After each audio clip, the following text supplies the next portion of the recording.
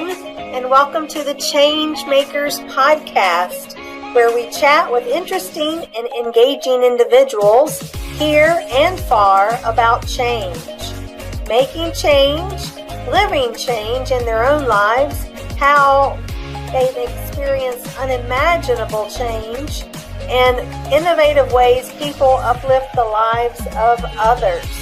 We chat about triumphs over tragedies, mindset matters, and how we live out our life's purpose inspirationally. So please join us to be inspired and empowered to be the change you want to see in this world. You know, we can all be change makers in our lives. Here's to the change you're about to bring forth. Good morning, good afternoon, good evening, my friends. I'm so excited for another episode of our Changemakers podcast, where we shine the light on women professionals who are making positive change in their lives and in the lives of others. I could not be more excited than to welcome my guest today, Francine Pendergrass of Hannah's House. Hannah's House, we're going to learn, is a 501c3 committed to empowering and equipping survivors of human trafficking, sexual abuse, and domestic violence with employment stability and economic independence. So without further ado, I want to welcome my good friend, Hannah. Hello, Hannah. How are you? Hello, this is Francine, and thank you, Kimberly, for giving value to the work that I do, and that in turn gives value to the women that I serve. So I thank you for this opportunity. Absolutely. We are so excited to have you because Francine and I met at a Women in Excellent Award celebration, where she was awarded, was it Legacy Award? Yes. Legacy Award, and I'm going to let her tell us about that. But first, I'd love for you, Francine, to share with us and our listeners a bit about yourself, a few insights into your professional journey, and what makes your heart sing professionally. Okay. Well, thank you again, Kimberly. My name is Francine Pendergrass, and I am the executive director, really the owner and operator of Hannah's House, a nonprofit organization dedicated to serving women in crisis. That crisis can be someone who has been victimized or survivor of sexual assault, domestic violence, or human trafficking. I like to say that we love on the women until they can love on themselves. And my journey that has led me to Hannah's House started years ago as the girl in the group that always was giving someone advice about something. Usually it was issues with boys because we were young girls, and everyone would come to me and I would give them this advice. And just to look at how over 30 years that those simple, easy to go to advice has now turned into a lifetime of encouraging and loving on women who are unable to love it themselves. My career started as a professional nurse. I worked in cardiac care unit at Jefferson Hospital. I've worked in the medical surgical unit. I worked in long-term care. I was a corporate nurse manager for years in Philadelphia and New Jersey. And I love, love, love being a nurse. I love caring for people. I love the satisfaction of being able to change not only the trajectory, but the continents of someone's life, going in and seeing them maybe at their lowest level, and being able to help them change and heal and become whole is quite gratifying. So I learned those skills and kind of honed in those skills as a nurse. And as a young woman, I was involved. I'm very much involved in the church, and I was involved in my church. And I was determined to make sure that what I was doing was what I was actually purposed to do.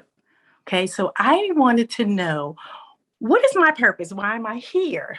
I didn't want to spend the wheels and years and doing things and maybe even being good at it, but not walking in the plan and purpose that I believe God had put me here to do. So, in seeking that, Hannah's House was birthed, and I found my purpose in Hannah's House. And it is quite satisfying, gets me up in the morning and moving.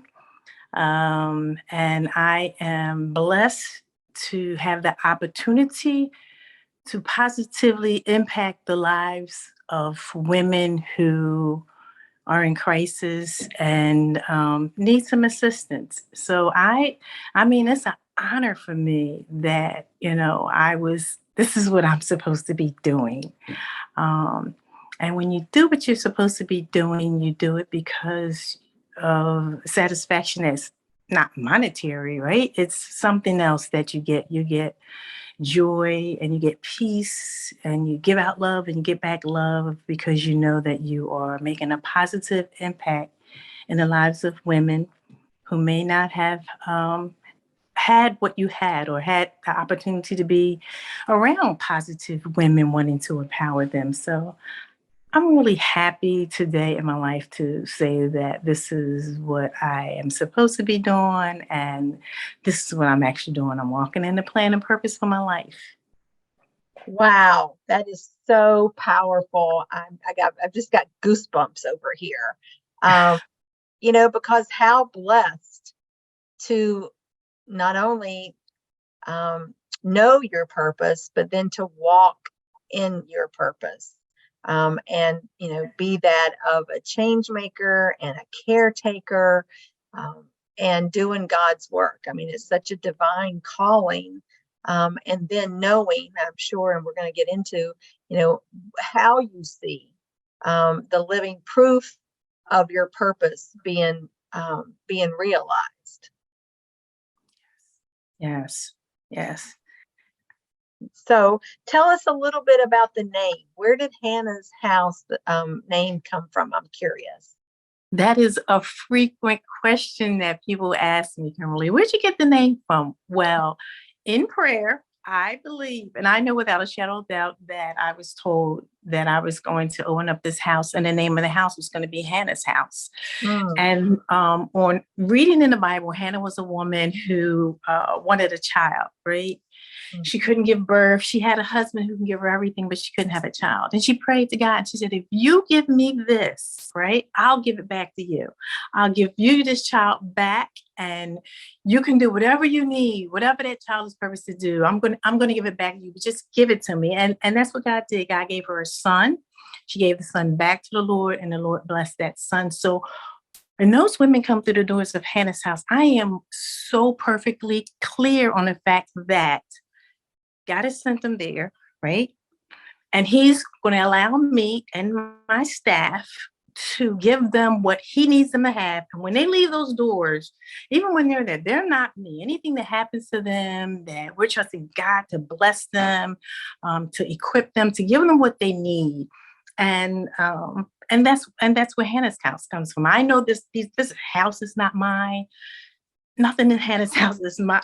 It really isn't. It's all God's and Lord's, and He brings people in that for a purpose, for connection. And I can tell you that every single woman that has come through the doors of Hannah's house, either myself or the staff, has had a personal connection or encounter with them, right? Like something they've gone through. We've already gone through that. They're usually younger women than we are. So they come through those doors and we're like, wow, that happened to me. Let me tell you what I did. Let me tell you what happened to me. Look at me. I'm still surviving. If I got through it, you can get through it. So that's where the name Hannah's come from. the name Hannah come from. So wonderful. Yeah. I love it. So share with us a little bit, Francina. What does is there a typical profile of clients or participants or women who receive the care in Hannah's house? Is it outpatient type service or do people live there? Can you tell us a little bit more about the details of the services? Sure. So Hannah's house is a beautiful 3-story home.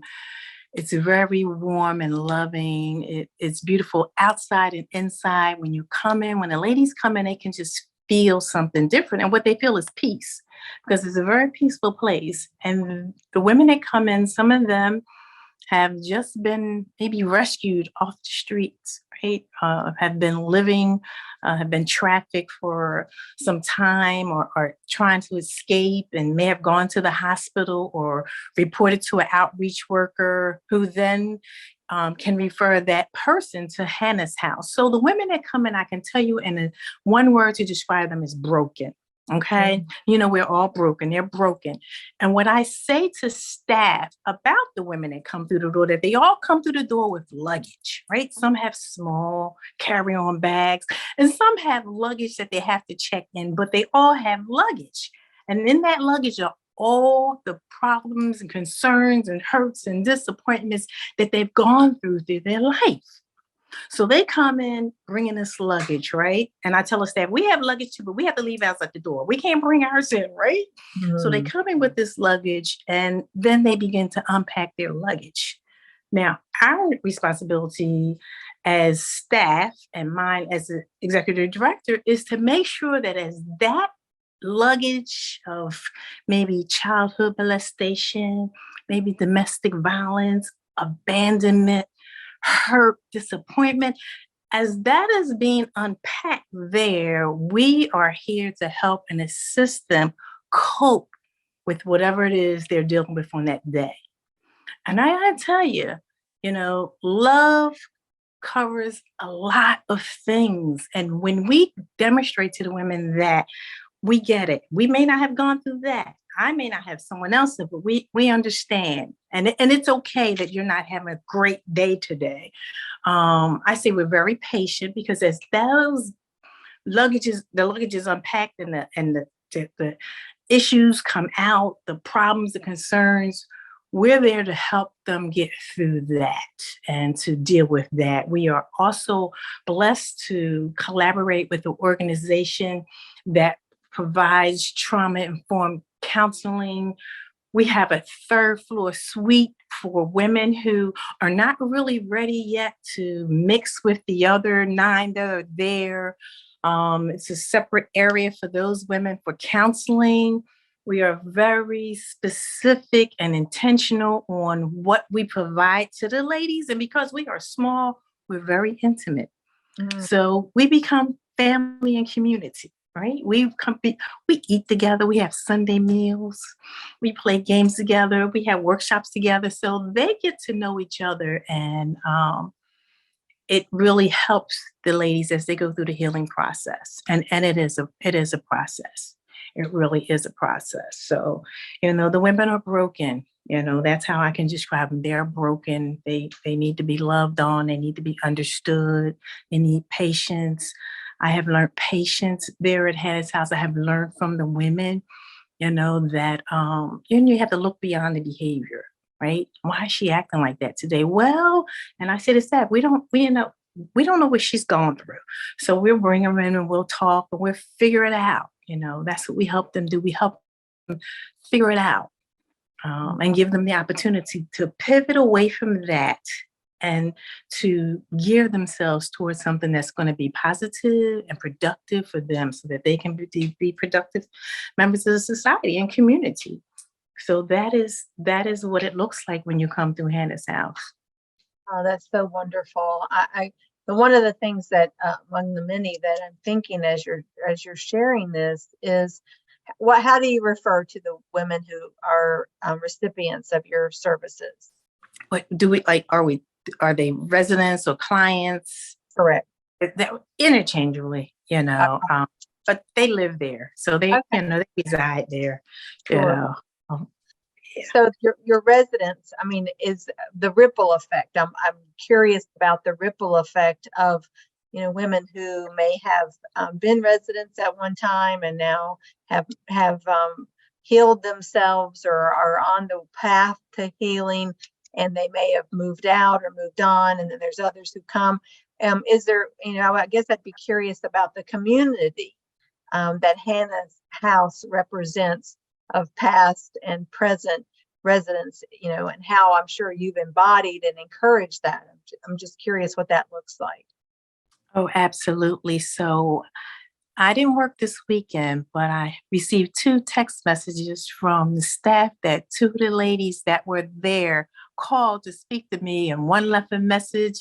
I got my children back from DCP&P. I have an apartment and I'm working, and tell Miss P to call me. And they call me Miss P for Pendergrass. Have Miss P call me, and another one called to say that, she got her first car. So they call Mm, frequently. And they've mm, even popped up at the door, Miss P, mm, it's me. I'm like, oh my gosh. mm. And that is it does my soul good because it just lets us know that we are making a difference. Ab- It's heartwarming. It really is. It really, mm. really is. So That's they call. And then at Christmas, I try to invite the ladies back, and we have like a Christmas party. Organizations usually donate bags and gift bags and baskets for the ladies. So we'll do that. We'll have a gift exchange. We'll eat, and they'll talk and they'll laugh and joke. The house has been renovated. So the ladies that were there prior to the renovations will come in and say, like, they got all of this. We didn't have all of that. You got all of it. So it's so great to watch them grow and become part of community and be successful, and and begin to raise their children and become united with their families. So it is really good. But yeah, it's definitely a ripple effect. that And that and I got to tell you, Kimberly, even before they leave, the women who have been there, a new person will come in, they begin to talk to them about, this is what is expected of you while you're here, right? Because, the Bible says as much is given, much more is required. So this is, in order to be here, these are some things that we do that's a little bit different. And they'll talk to them about that. And they'll say to them, you don't have any food? Here, I have this. You want to eat this? I'm getting ready to cook this meal. Would you like something? I mean, it is a real welcoming environment. And that's because it starts from the top, from the staff, from myself, pouring into the ladies that are there. And then new women come in, and the ladies that are there will pour into them. It is definitely part of that rippling effect. that's so.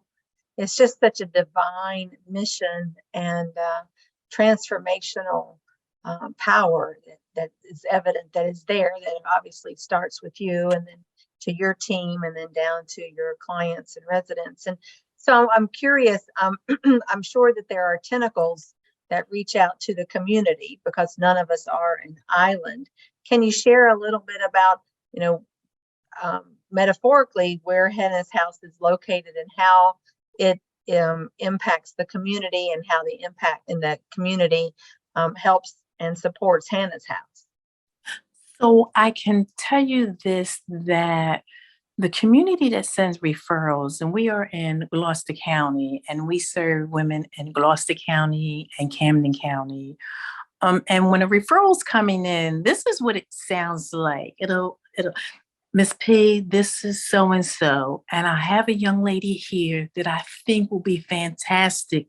I think she needs to be around you and the ladies there. And it's usually one of the younger women who may have had a really rough, life, and she's presented herself either in the hospital or social services or one of the organizations that I collaborate with, and they'll say, "This is a client for you," and they know. So they know because they know that we do good work. We are concerned. We love the ladies. We are, never tired. We are, everyone's there to help. And that goes along with, I have women there that are from the community. We have enough women of color to serve women of color. So we are culturally specific when we need to be. And it just helps with the healing process, right? It helps to be able to say, listen, I'm from Camden, and this is, this is what we have, and we don't do this, and we don't represent this. And no, this is how this is done in a family environment. So it really helps to be able to speak to the women right where they are. And when they come in the doors and they see us, they feel that comfort, and they feel that love. Like, okay. Some of them have referred to me as their big mama, grandmom. So, I mean, I take it in a lovingly way. That's fantastic. Well, one of our ongoing themes of our podcast, of course, is our name, Changemakers. And if there's anyone who's a change maker, I would definitely say that you are, Francina. So share with us a little bit about, in the warm and comfort of Hannah's house and how it started, why it started, your journey. How do you view Hannah's house and your own journey through the lens of a change maker? Sure. So we originally started Hannah's House inside the Cumberland County Department of Corrections, and we provided a comprehensive literacy service for the women who were incarcerated. So we not only brought literacy for the first time into that jail, we also brought literacy to the children of the inmates that were incarcerated. So, we would bring counseling services, ESL program, reading, you name it, we even had a monthly yoga class for the women inside the jail. And I would bring them in t-shirts and, they would come out of their jumpers and put on some sweatpants and t-shirts. And once a month, the children who participated would come into the jail and they would have 4 hours of community with their moms. Now, prior to them coming in there, a professional teacher would have gone into the homes and helped the caretaker to ensure that the children were reading and writing at grade level. The parents could read a book on tape to their children, and we would give the tape to the caregiver, who would allow the child to have a book read at night by their parents. So this is how it started. And we would follow the young ladies until it was time for them to be released. And the problem was they didn't have any place to go. There's no place to go. There was no housing available for them. And that said to me, okay, it's another step. Like, these ladies need to be able to come out, reunite with their families, find housing, find employment. So then, I said, okay, because we were operating at Hannah's House then, just not as a residential facility. So we opened up the doors to Hannah's House and allowed the opportunity for those women in crisis to come there and receive the services that they need that could help them transition back into the community and continue to be in the lives of their children. Yeah. So that's how it all started. And I dare to imagine a world where women are free to live without domestic violence, sexual assault, and human trafficking, and experience their best life. So when a woman comes into Hannah's house, we're talking about that. Like, let's map out what your best life is going to be.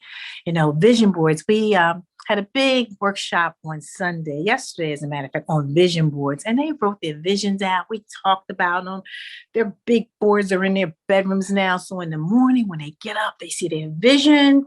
When it's time to go to bed at night, they see their vision. And we help them, figure out how to reach that goal, those visions on your vision board. So that's, that's what I believe a change maker does. They see a need.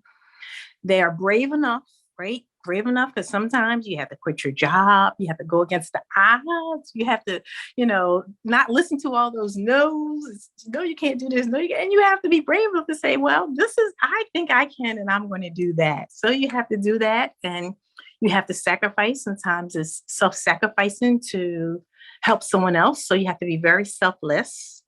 And to be a change maker and help someone else. Those are some of the qualities that you have to have. And I have to say, I have great family support. My family supports me because sometimes I work crazy hours or, So I have all those things that help me to do the work that I'm currently doing. Mm-hmm. Doesn't get a whole lot better than that, does it? I tell you, it doesn't. How many people do we know in our lives that their family may not support them, or they're, professionally, they're in a role that does not bring fulfillment or satisfaction. Yes, so absolutely. Many variables of that. And, one of, I think, the greatest gifts is to find our purpose and then have the privilege to live and walk that. And then that can become our avocation, as well as our mission. So it's such a blessing. It truly is, Kimberly. And And I have not only a family, but I have a village. I belong to a church in Philadelphia, Enon Tabernacle Baptist Church. And prior to coming to Hannah's house, one of the missions of the First Lady there, her name is Dr. Ellen Jo Waller, has always had a passion for women in crisis as well. And she started a huge ministry at the church that serves women whose lives have been impacted by human trafficking. And recently, Hannah's House was adopted as one of the ministries in our church, which has allowed us to open the door to more volunteers.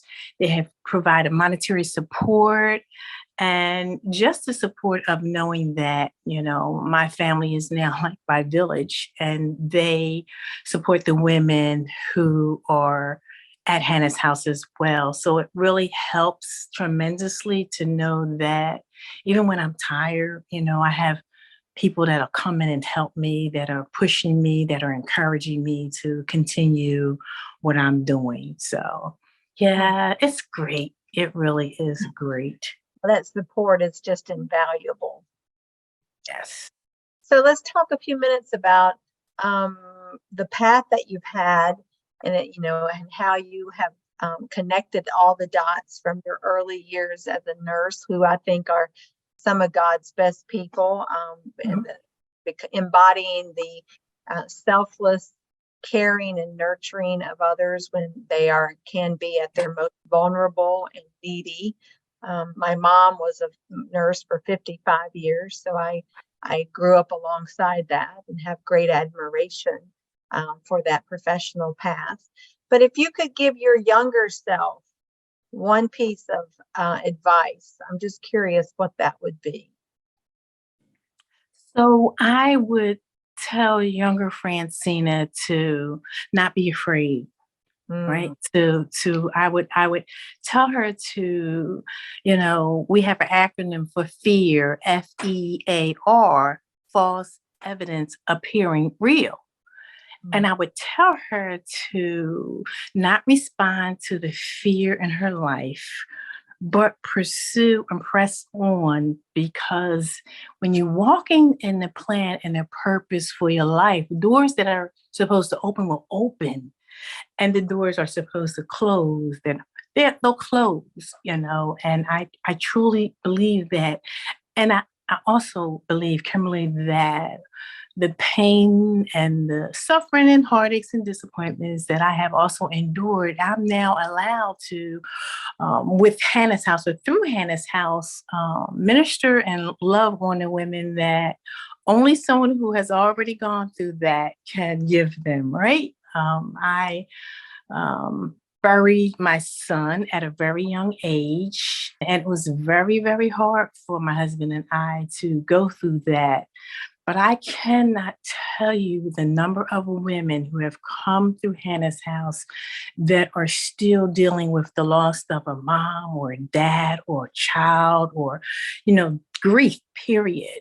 And, they come in the office and they feel connected to me because I can tell them just how we got through and how I continue to get through, because it's still a process. So everything that young Francina has gone through in life is being used now, because it wasn't just for her. It was for the women who was going to come in her path and was going to need the healing that she received.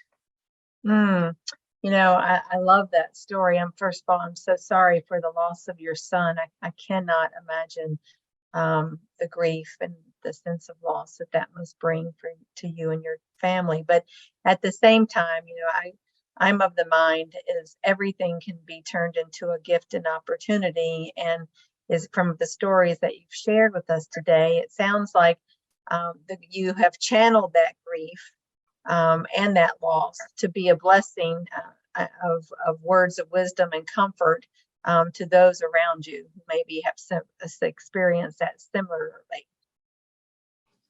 Absolutely. Absolutely.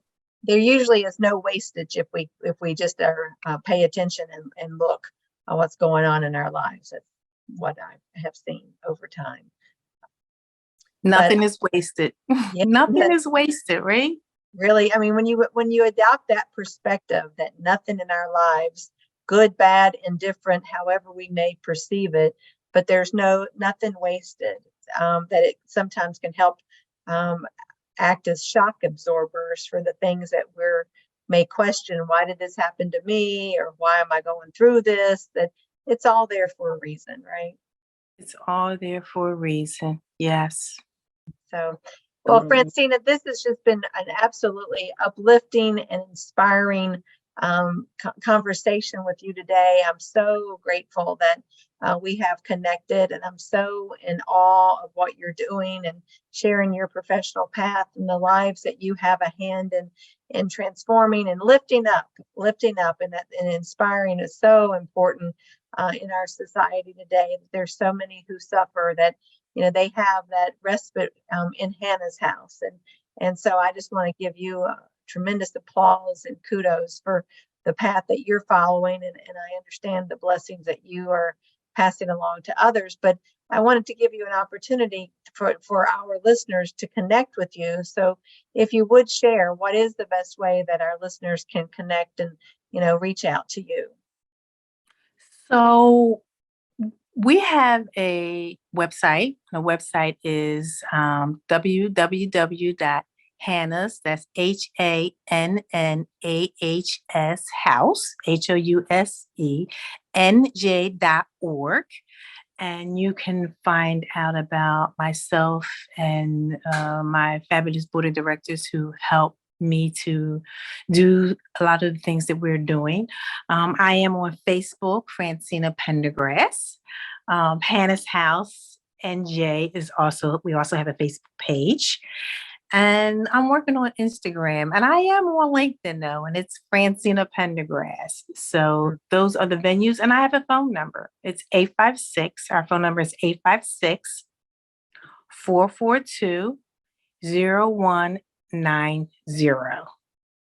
Wonderful. Wonderful. You never know what's going on in people's lives. And so I wanted to give every opportunity for our listeners to connect with you. And lastly, I would ask, is there anything else that you would like to share with us and our listeners?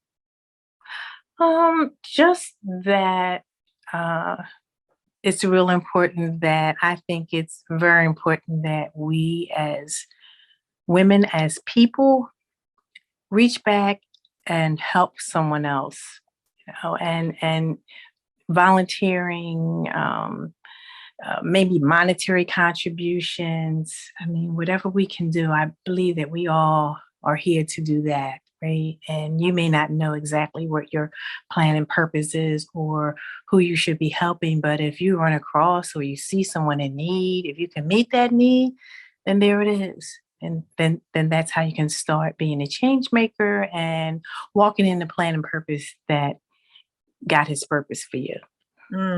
I love that. I love that. Well, thank you so much, Francina, for joining us today. And this concludes another episode of our Changemakers podcast, where we love to spotlight women professionals who are making positive change in their lives and in the lives of others. And until next time, and what I always say, and I know, Francina, you love this, is please be the change you want to see in this world today. Yes. Thank you so much, Kimberly, for the opportunity again. Oh, absolutely.